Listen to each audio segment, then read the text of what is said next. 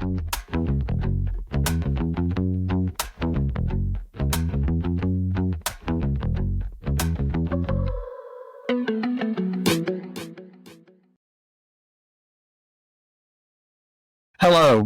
my name is David O's, and I'm your co-host for Mississippi Happenings. Joining me today is my co-host, Jim Newman. Jim, how are you, buddy? I'm doing fine this morning. How is the arm and physical therapy going? Well, I got occupational and physical therapies today. Be a 3-hour session. It's getting better, but it's a slow process, and the arm seems to be okay, but it's the wrist and the fingers now. Yikes. 3 hours of physical therapy? Is that what I heard? And then I come home and I'm exhausted and want to go to sleep. I don't blame you for that. In today's episode, we're just talking about Mississippi. Jim, go ahead and start us off. Some of the things we were going to talk about are upcoming issues in the legislative session. We got a constitutional question because the Constitution says we have 5 congressional districts, when in reality we only have 4. And a couple of years back, we had a petition on the ballot, and I've forgotten the mayor from someplace close to Jackson said that because the petition signatures came from all over the state, but there were none from the 5th congressional district, and we don't have one. So the Supreme Court threw out the initiative ballot.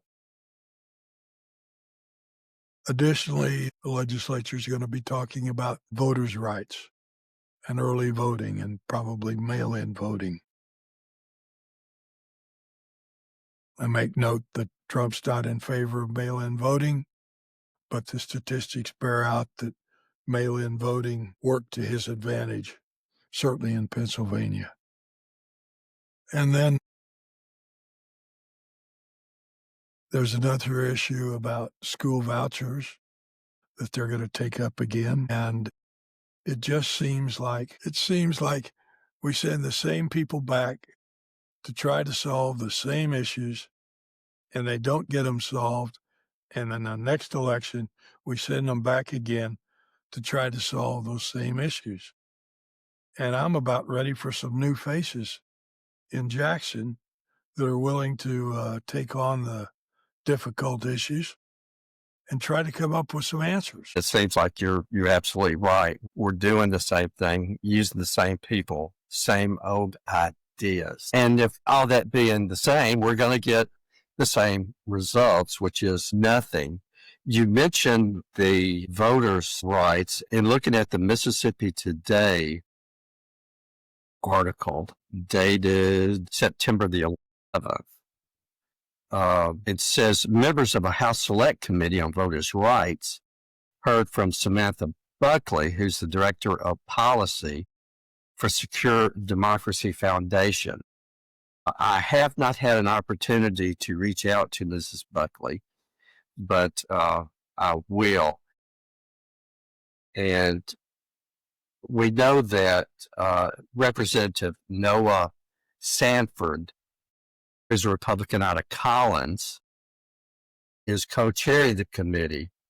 He believes the reform of felony suffrage restitution can pass the House. So we're talking about reinstating voters' rights for non-violent criminals and those that have served their time. I think it involves a lot more than that. I think it involves early mail-in voting. And yes, that's also one of the select committees that House Speaker Jason White has selected the committee for. But what is most puzzling to me is the initiative petition. It seems to me the state constitution says we have 5 CDs. The Supreme Court says, nope, we got 4. I don't know how many years ago that was, but it's certainly 3 or 4, maybe even 5 years ago. Why has it taken this legislature this long to pass a bill amending the Constitution to 4 congressional districts and putting it on a ballot for everybody to vote? Because that's what it's going to take before we can have an initiative petition. How long do these people have to have before they wake up and start doing something? Could it be that these lawmakers do not want a ballot initiative? Well, that's probably exactly right. And I'm not exactly sure how many legislators we have, but I know it's less than 200. And we've got right at 3 million people in the state of Mississippi that disagree with them, that want the right to initiative petition. And we can't have it. And the United States Constitution even says we have the right to petition, but not in Mississippi. Good old Mississippi. And if you really want for a citizen and for a voter and all citizens to really express their opinion and to have a voice in a democracy, in a government, ballot initiative is where it's at. And I don't remember the exact what happened, but ballot initiative was for medical marijuana. That's right. Is how it started, but then it got kicked out once again, like you were saying, because of not enough. And I don't remember if it was because of the 4 or 5 congressional districts, or if it's because there wasn't enough voters for it, or it wasn't enough petitioners to get it done. So I can't remember the exact. David, there was enough petitioners. The problem was there were no petitioners from the 5th congressional district. And why is that, Jim? Because it doesn't exist. Yes, I knew that was going to be the answer. That's the answer I was looking for. With a passion. Yes. Yes, I love that. And, they're having meetings right now about the upcoming legislature. And you know what? I haven't read in the newspaper or heard through the media any town hall meetings around the state where any of these brilliant legislators might have gone and asked the people, what's the most important thing we need to concentrate on this year? What's at the top of your list? And I'd ask you, David, what's at the top of your list? What do you think the Mississippi legislature ought to concentrate on as the number one item this upcoming legislature? Public education, public education, public education. We cannot continue to take away money that is designated, is designed. You go back to the Mississippi Constitution. It's in the Mississippi Constitution that you do not take away money from public education and give it to charter schools, give it to private institutions. But it's happening.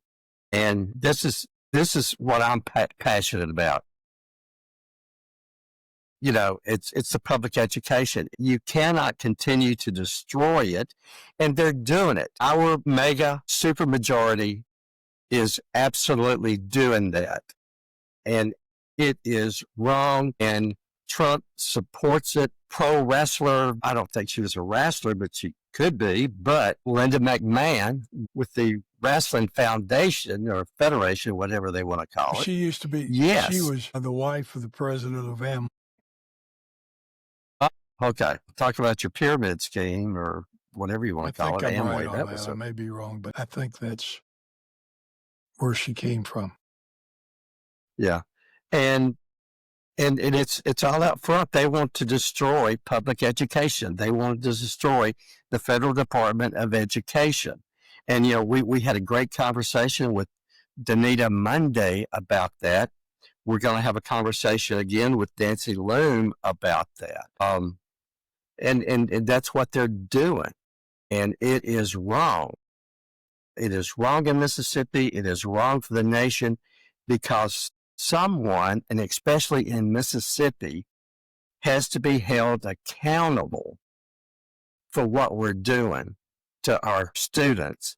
And also, I will, to what we're doing for our special, or not doing for our special needs students. It is wrong. We must have an educated workforce. We must have an educated society. One could get the perception, one could get the idea in that the mega supermajority in Mississippi does not want that. So, okay, Well, you got me fired up. Thank you for that, Jim.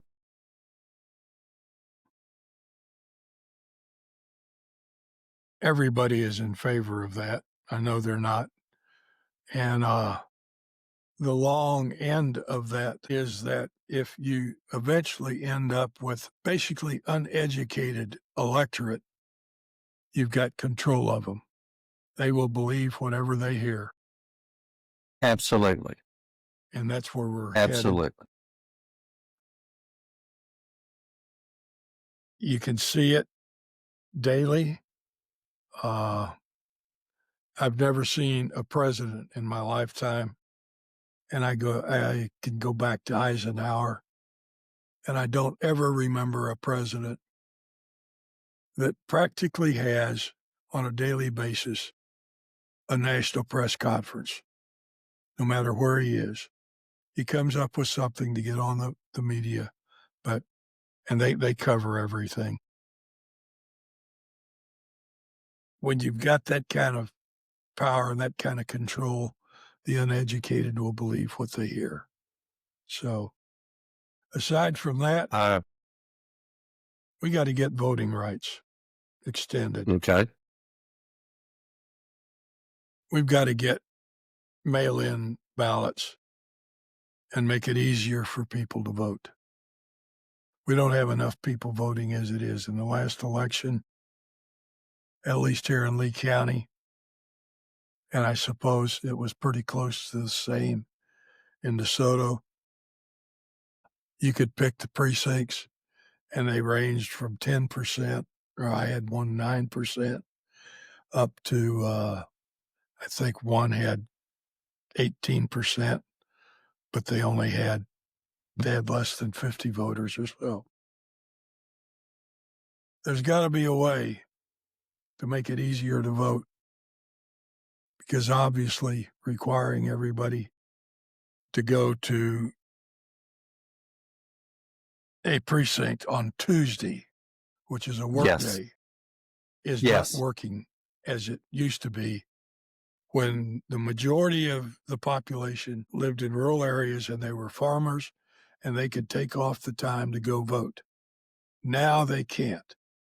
Now we're majorly in metropolitan cities who require their workers to be at work.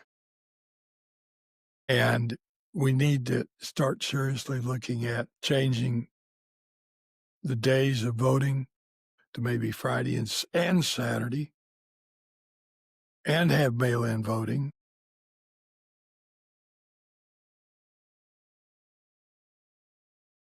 And I think maybe then we could start to see some more people turning out to vote.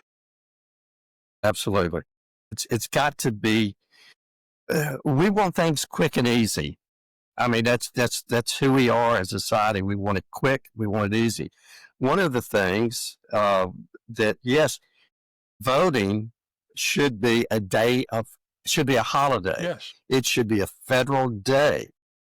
Well, Throw away, people will argue, well, we've already got too many paid federal holidays. Okay, my answer to that would be, well, throw away one of these other days that doesn't really matter, and I don't have the complete list in front of me. Throw away one of that, and then replace it with, okay, the first Tuesday in November is going to be a national holiday. Let people vote. Let people go to the votes. David, go to the polls. let me interrupt you. I'm talking Yes. about the state elections, and the state controls when the elections are. They do not have to be on a Tuesday. It's states' rights. We control within our legislature the days that we vote. There's got to be somebody down there that the light bulb ought to go off, and they can figure this out. I don't think it's too difficult. One of the things that would be also early voting, and once again, I'm going back to the Mississippi Today article. Mississippi is one of 3 states, along with Alabama and New Hampshire, that does not allow in-person early voting. Now, as someone who's over 65, barely, yes, I can go. I could go at a certain time and vote.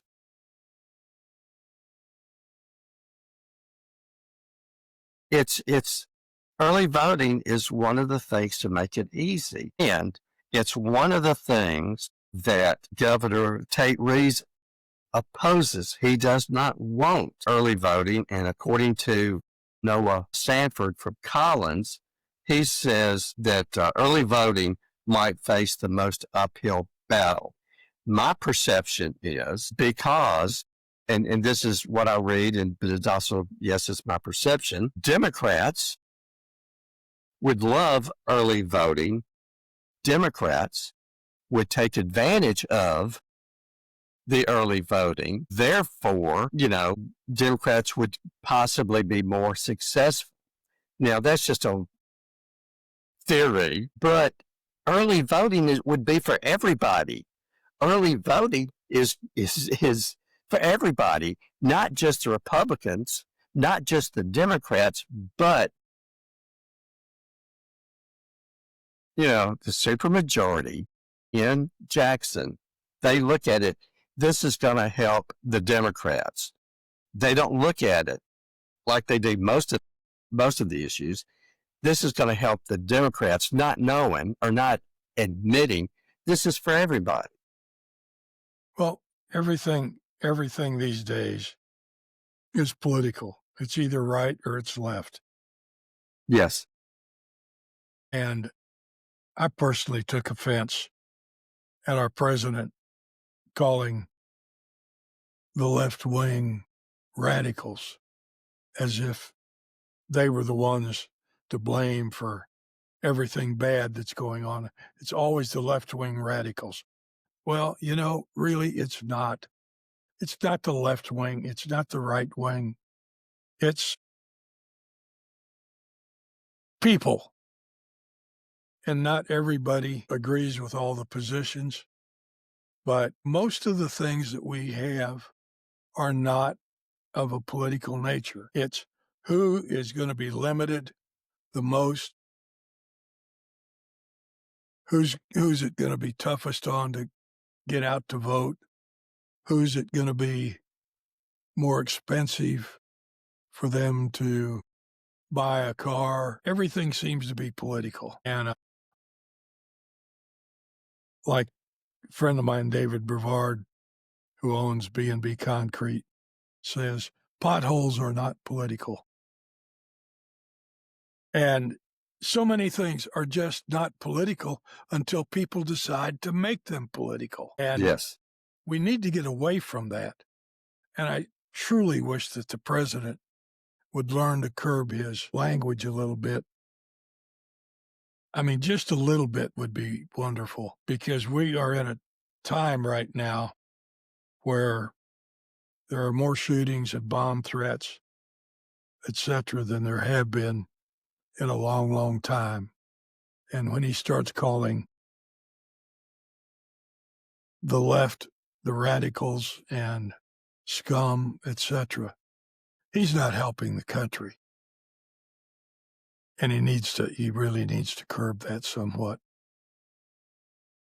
But to quote Donald Trump in an interview that I saw recently, could not care less about the nation, could not care less about what's going on. And as he said, this is going to make a lot of people mad, but I could not care less. You know, we're talking about bringing the nation together. That's not him. That's not what he wants to do. That it will never happen. What we need to concentrate on is what's going on in our own home.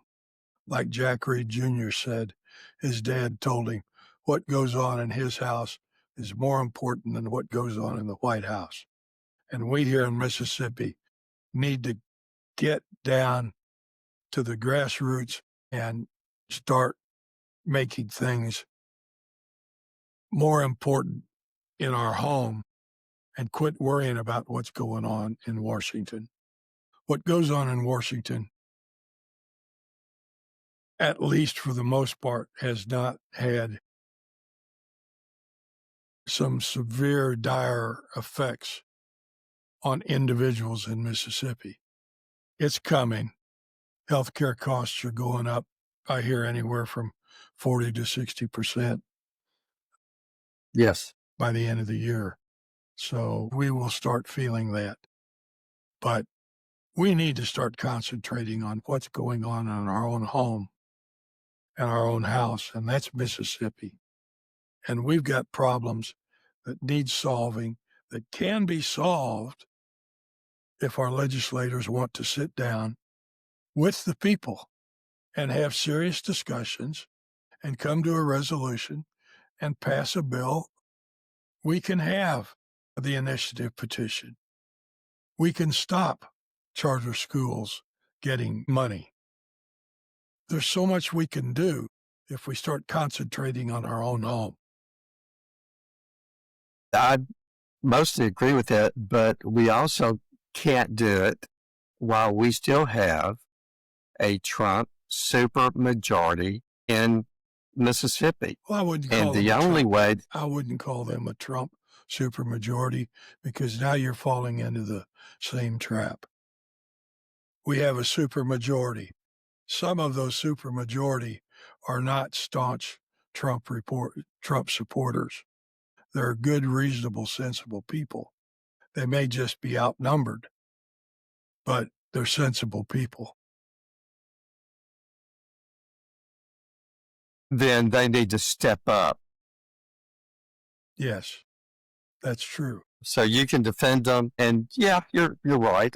I'm judging everybody, but the Republicans hold the supermajority in Mississippi. And I would also argue the point, and this is getting off a little bit, I would argue the point to say there is not a Republican Party.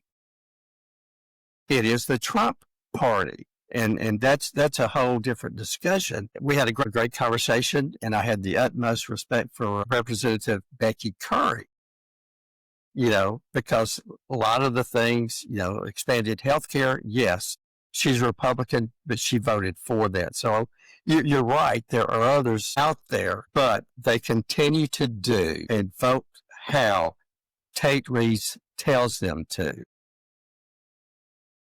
I don't disagree with that. That's what a supermajority does. But, right there in DeSoto County, you've got 4 legislative elections coming up. Yes. DeSoto County can break that supermajority in the House. If DeSoto County wants to turn out and vote, they can do it. It's true. Hattiesburg can do it. So it's up to the voters. And that when I say it's time to get involved in your own house, that's what I'm talking about. The vote is there. The opportunity is there. Will they take advantage of it? I don't know. We'll see.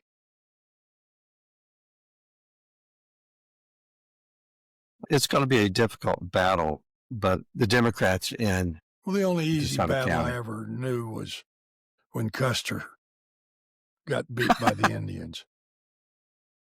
Well, that was not an easy battle for him, but it was quick and easy. It was quick anyway, I Yeah, and guess. it was easy for the Indians. So, but it takes work.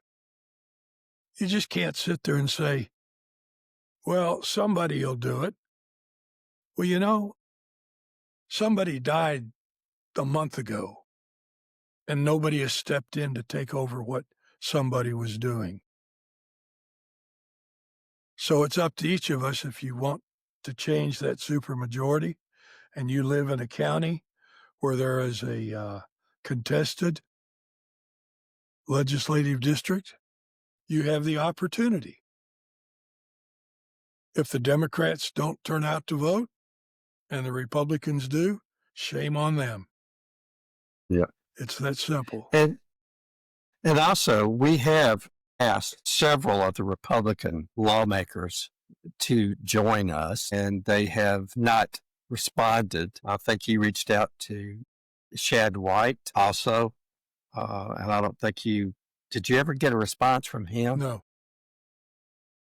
And I would love to have them. I would like to hear the other side of the story. I would love for someone to explain to me why Roger Wicker and Cindy Hyde-Smith voted no to releasing the Epstein files. And then once again, I'm pulling us off subject, but that would be an excellent question to have answered from those two people. Well, I think Cindy Hyde's got two people running for her place in the Republican primary, and there's at least two people running in the Democratic Party primary, and then there's an independent. No, the independent's running against Trent Kelly. Against Cindy Hyde-Smith. Yeah. But so there's another opportunity. We have elections practically every year in Mississippi. Mm-hmm. And when you don't go out and vote and you don't take your children with you when you vote, how do you expect them to grow up knowing that that's a treasured practice that we have in this country, is the right to vote, the right to elect who represents us. And we're losing that. Take the state of Texas, and I know we're off subject. We'll get back on it. But the state of Texas has redistricted Texas to pick up 5 new Republican votes. Yes. That's a case of those who are elected are now getting to decide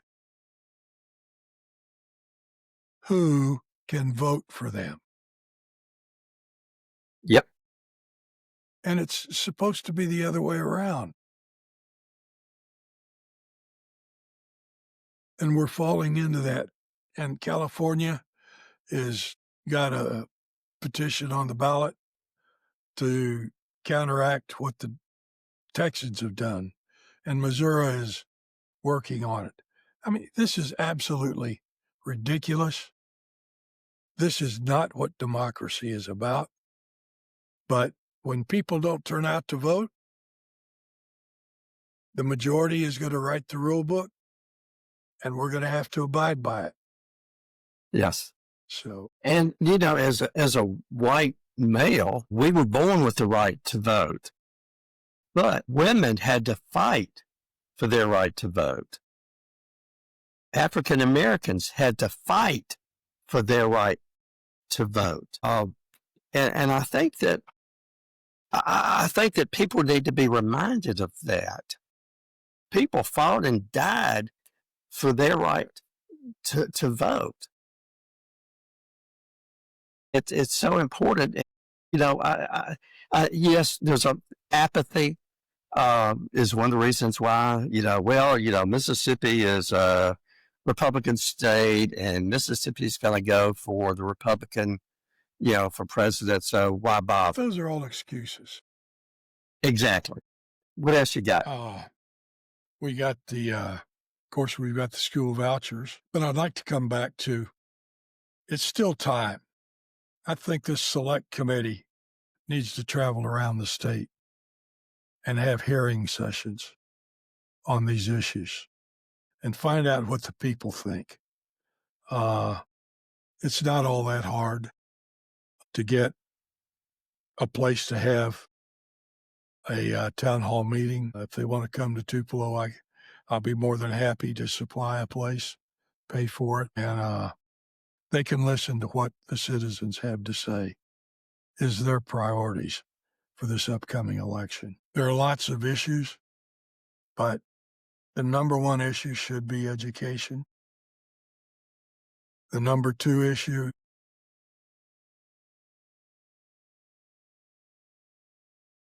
should probably be the school vouchers. Number three, possibly, at least on my mind, the number three issue is, despite what I hear in the media, the price of groceries is still going up. It's not going down. And if you've been to the grocery store, you know I'm telling the truth. Things are going up, or the size of the bag is maybe an ounce or an ounce and a half smaller, but it's the same price. My wife went to the store to buy coffee, and the coffee she used to buy was slightly over $5, and now it's $10, thanks to Trump's tariffs. There are things that are working, and there are things that are not working, and the legislature needs to hear about them and try to do what the people want to have done, not what our legislators think the people want done.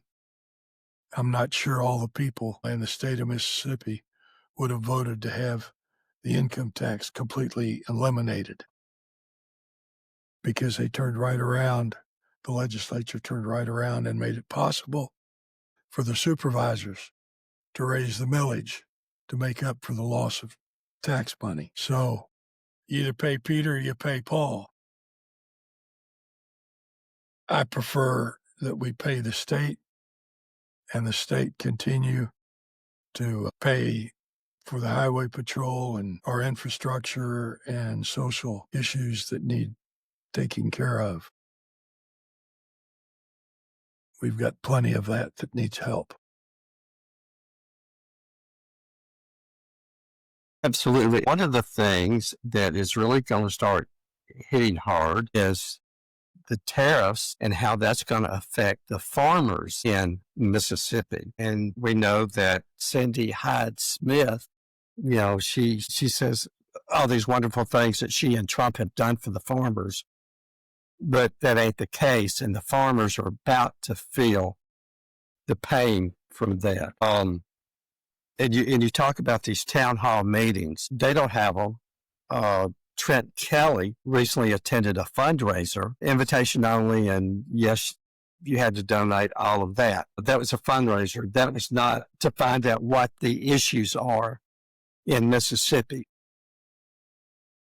I'm very serious about the town hall listening sessions, and yes, I would encourage anybody that's listening to call their state legislator and tell them that they would like for this select committee to come to their city and have a listening session and listen to what the people want this next legislative session to concentrate on. Otherwise, they're going to concentrate on what they want to concentrate on or what they think the people of Mississippi want them to concentrate on. It's just, I don't trust their judgment. They're They've being never asked, told what they've never asked me or anybody I know, what do you think about this bill or that bill or anything else? They just make up the bills and pass them right on through. And we had a great, go ahead. go ahead, Jeff. And We had a great conversation with Jamie and Mary Jane. Got it. Tupelo, a great group. I think that's where we all need to be. We all need to be in a grassroots effort like the Indivisibles. We also need to get involved with our county, and I'll say Republican or Democrat organizations. We need to get involved with that, but we've got to hold our elected officials accountable, and we do not do that. And we got to have a two-party system. We don't do that. We're not going to have that until we get Democrats and progressive elected in Mississippi. you're absolutely right. And I would love to talk to any Republicans that would like to come on. I don't want to argue with you, but I'd like to have a conversation with you. And most of the time when I've had conversation with my Republican friends, strangely enough, we end up agreeing on more things than we disagree. Yes. So, if you're afraid to have a conversation, because you think somebody's going to do a hatchet job on you or argue with you, I can tell you you're wrong. What we want to have is Yes. a conversation. We can have our own little town hall meeting right here. Just give us a call and we can set it up and we'll have a conversation. Each side will be thoroughly heard and no issues are off the table, and your opinion will be appreciated and respected. And I expect that we'll find, like I said, we probably agree on quite a few things that we didn't even know we did. And I agree with you, Jim, on that. We all have the same issues. We're all concerned about our children, our safety. We're concerned about the price of gas. We're concerned about the price of groceries. That's the difference is, how do we solve these problems? Last week was an extremely difficult week for our nation for a bunch of reasons, along with, a couple months ago as well. And it's not getting any easier for our nation as we go on. We've got some Jim? interesting interviews coming up next week and the Yes. following week. A young lady by the name of Kat O'Shea, is that right? Huh? Yes. Who is an attorney, but she is appears to be somewhat of an expert on the big, beautiful bill that Congress passed.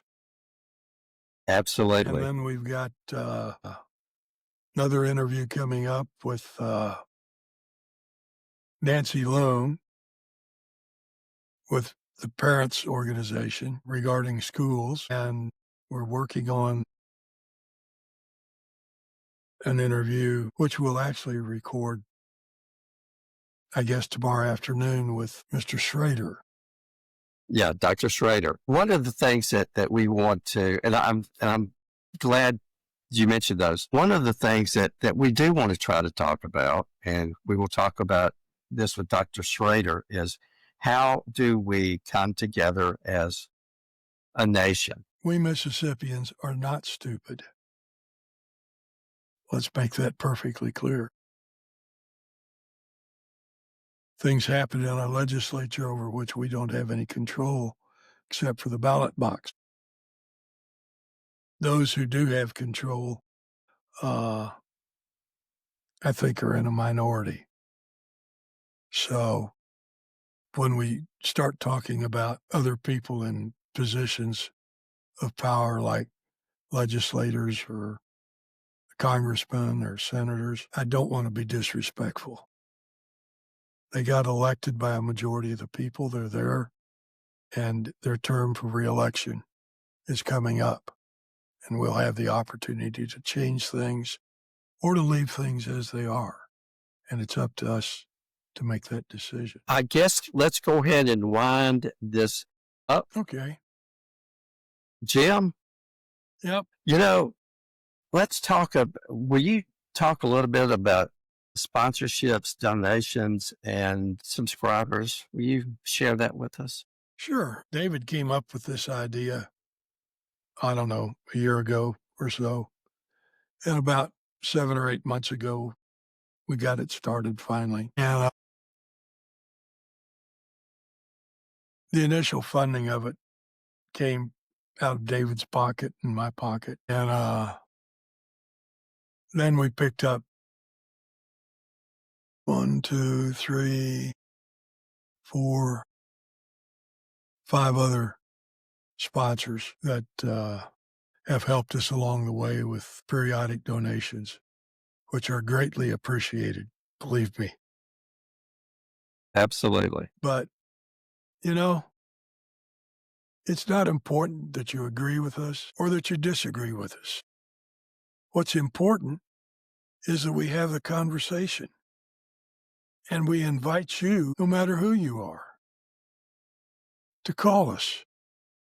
And if you want to have a conversation with us and it's of interest to the majority of the people that are listening to us, we'll have that conversation. But those conversations cost money.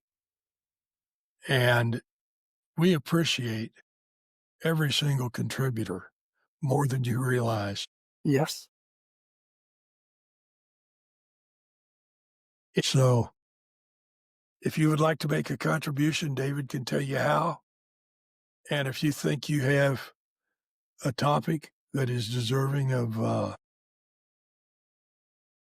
spending our money or that the population ought to hear about, give David or myself a call or text, and we'll be glad to talk to you and see what we can set up. Absolutely. To make donations or to become a recurring sponsor, Cash App is the $ MS Happenings, and PayPal is at MS Happenings. Any and all donations would be greatly appreciated. And yes, we want your input. You can send us an email at mshappenings1@gmail.com. That's mshappenings, the number 1, at gmail.com. We would love to hear from you. Yes, we're on Spotify. We're on YouTube.